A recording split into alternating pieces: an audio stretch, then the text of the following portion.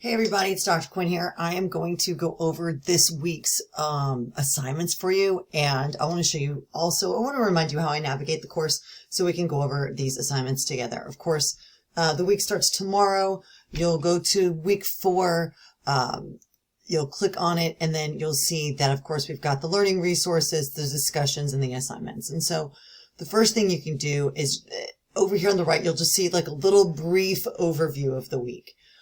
Then when you click on your learning resources, you're going to get to this page. It just says page 1, and there are additional links and supports for those PARC concepts of proximity, alignment, repetition, and contrast.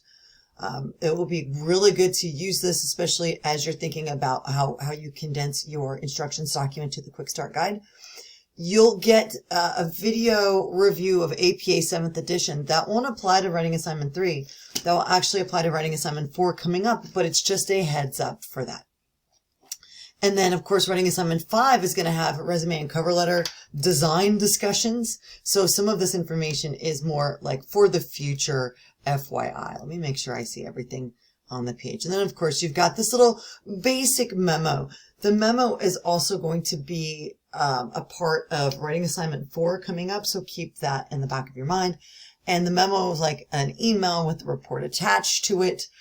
So as we start to talk about that, as you work on it and get feedback from me, I'll be able to support you as you put it together. The week 4 discussions, let me actually now zoom back in so you can see the font. Preparing writing assignment 5. So this is a heads up to review writing assignment 5. And of course, you'll get information from me on this discussion, talking about those assignments and some of the prefacing or preparatory materials that we will have for that. Okay, you've got a video that we want you to watch for about 3 minutes of the full video, but if you want to watch the full one, you certainly can. How to fill out common resume sections, what sections to prioritize, different websites to search. You're not going to be required to actually apply for any jobs in writing assignment 5, but what ends up happening with our students in 393 is that they're getting a degree either to job hop from one industry to the next, or they're working on promotion within the field that they're already in. So either way, having updated professional documents using these technical writing skill sets is something that you can actually carry with you outside of the class, and that's the benefit for it. So that's what this discussion is about. This discussion is watching the video and thinking about short memos. In addition to the memo that you write to your boss in the scenario, is going to be preparing bad news, right? So you want to take a look at how to present bad news in a business memo. Your memo should be short and sweet. In the assignment overview, we'll talk about that.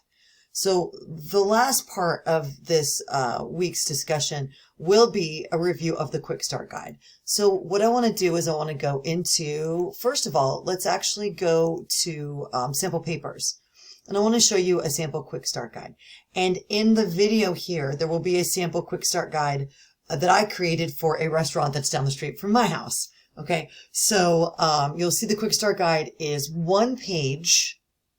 It's pretty straightforward. It's what the small business can use. And of course, there are some design elements you can think about that if this were my student, I would give them advice on. I would make sure that the black line is consistent and it runs for all of them.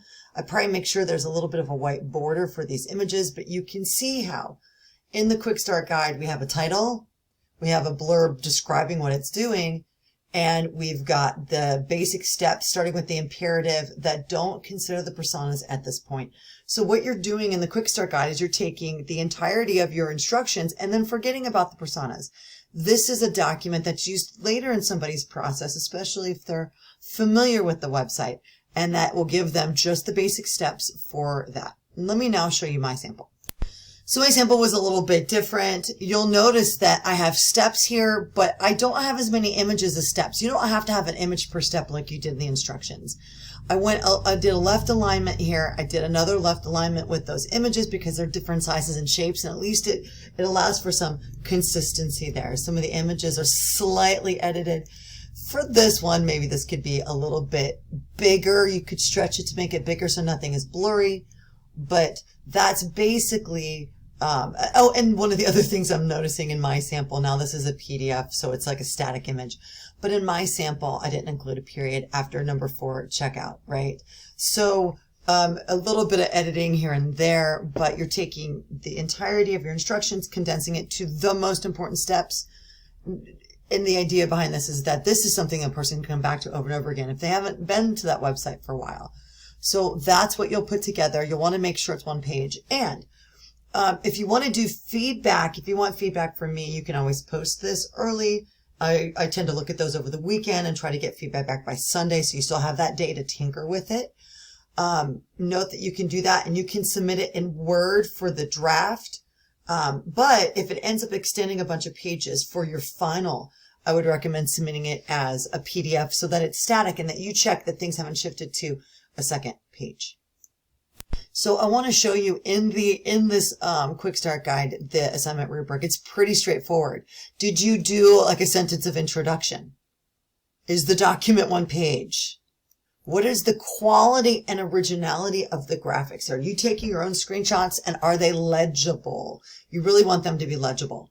And I'm going to be considering PARC concepts of alignment and consistency. Remember, in the quick start guide, you don't have to label those images. So we're really stripping out everything but the most necessary content. Do you have a list that's consistent, starting with that imperative verb, click, download, open, save, pay, that kind of thing? And within your steps, the phraseology of it, are they clear instructions as a refresher? And finally, did you grammar check it? Or not finally, almost finally, did you grammar check it? Are you consistent there with capitalization and everything like that? And then document design, PARC concepts. Your document can be vertical, it can be horizontal. You just want it to be consistent. Like, you don't want to go horizontal and like randomly back and forth. You don't want your images all over the page. You want them to be consistently placed. So this is a document where you get to play with the design concepts, and please don't hesitate to reach out and let me know. Especially Friday of this week, I should have some time to chat with students. And so if you want to work with me on the Quick Start Guide, look at the samples, look at my sample that's attached to this announcement. And then if you have questions, reach out and let me know. I wish you all to have a great week.